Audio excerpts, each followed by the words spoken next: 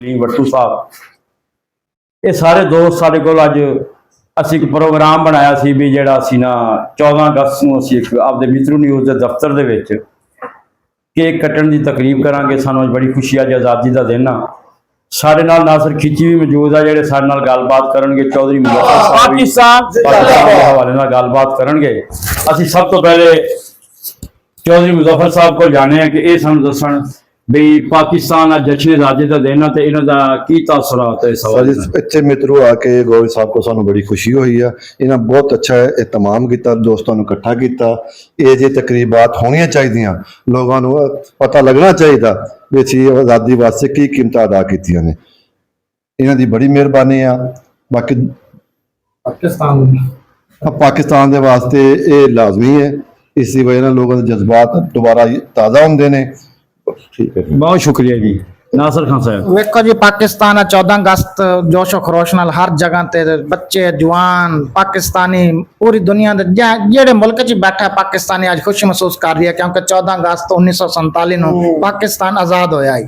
पाकिस्तान कलमे की बुनियाद ते बने। साडे बजुर्गां ने बड़ियां कुर्बानियां दित्तियां इस मुल्क की खातिर। साडे बजुर्गां दियां उस वक्त बहुत कुर्बानियां खून है बड़ा कुछ यानी कि गवाह ते पाकिस्तान बना। ये छोटा जी कोशिश की है नदीम इकबाल गौरी साहब ने मित्रों न्यूज़ नेटवर्क दी केक मिठाई बोतलों का एहतमाम किया, दोस्तों को दावत दी है। ये मित्रों न्यूज़ नेटवर्क ऐसा नेटवर्क है जड़ा मजलूम मजदूर तालिब इल्म उस्ताद सियासतदान गरीब तबके की आवाज़ है बर्दाश्त की है। गौरी साहब ने बड़े पता कितनी मुश्किलात के बाद इस अल्लाह ताला ने इज्जत नाल निवाजा है। आज नदीम इकबाल गौरी दा मित्रों च ना है। जड़ा बंदा हक सच दे नाल खड़ोंदा है ओदे दुश्मन भी बनते हैं, मुश्किलात भी पैदा होंदियां ने। मैं दाद पेश करदा नदीम इकबाल गौरी नूं क्योंकि थाने दी यानी कि थाना भी थे, मजलूम भी थे तो जालिम भी थे। इस बंदा साबित कदम रहा है, मजलूम का साथ दिता है। नदीम इकबाल गौरी जिंदाबाद। उस तो बाद 14 अगस्त के हवाले नाल कोई इवेंट भी होवे गौरी साहब इवेंट करवांदा है। सोशल मीडिया ते हर बंदे की आवाज़ बनता है। अज इन्हें इनवाइट किया, मैं खास तौर पर नदीम इकबाल गौरी साहब का शुक्रिया अदा करदा। पूरी टीम की तरफों आपकी सोशल मीडिया टीम की तरफों नदीम इकबाल गौरी साहब का शुक्रिया अदा करदा। पाकिस्तान जिंदाबाद, पाकिस्तान जिंदाबाद। कलीम भट्टू साहब आज का दिन 14 अगस्त का दिन है। अज वाला दिन कैद आज़म मोहम्मद अली जिन्ना ने पाकिस्तान का क्याम रखा। बड़ी खुशी का दिन है।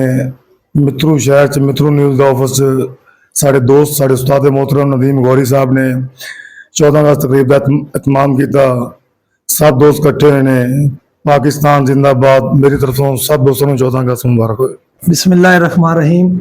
आज हम मित्रू नदीम इकबाल गौरी के दफ्तर में मौजूद हैं।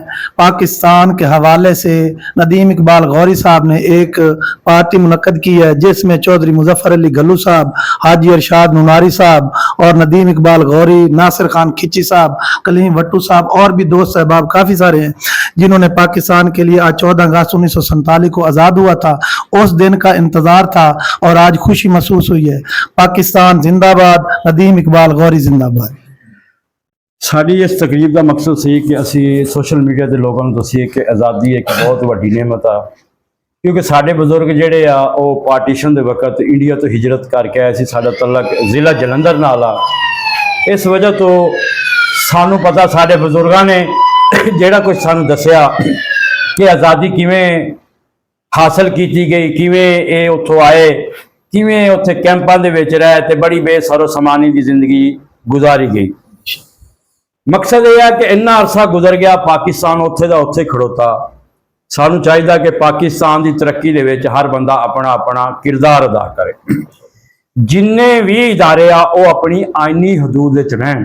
अगर हर इदारा अपनी आईनी हदूद विच रहूगा तो साडा मुल्क दे कोई पूरी दुनिया दे विच कोई मुकाबला नहीं कर सकता। साडा मुल्क हर चीज़ नाल माला माल आ। समंदर इत्थे, रेगिस्तान इत्थे, मैदानी इलाका इत्थे, पहाड़ इत्थे, समंदर, हर चीज़ की नेमत कुदरती नवाज रहा साढ़े को बड़ा बड़ा कुछ पिया। सिर्फ मसला ये है जिन्ना चिकर आईनी हदूद कोई इदारा नहीं रहेगा उन्ना चिकर साडा मुल्क तरक्की नहीं कर सकता। सियासतदानों को सियासतदानों का काम करन देन, हर इदारा अपना काम करेगा तो कोई मसला नहीं बनेगा। पाकिस्तान जिंदाबाद।